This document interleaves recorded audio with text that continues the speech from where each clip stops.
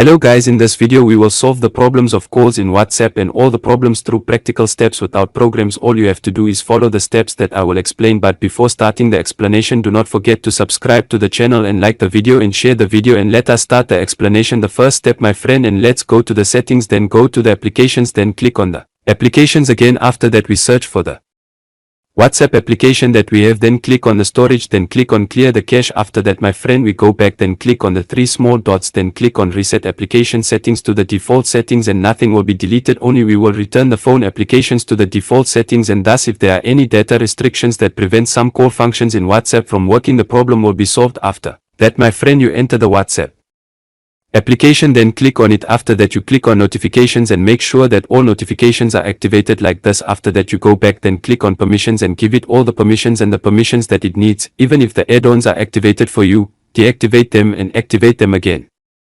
After that, my friend, restart your phone and God willing, you will find that the problem has been solved.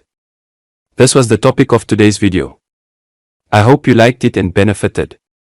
For any inquiries or problems, write them in the comments and we will meet in an upcoming video, God willing.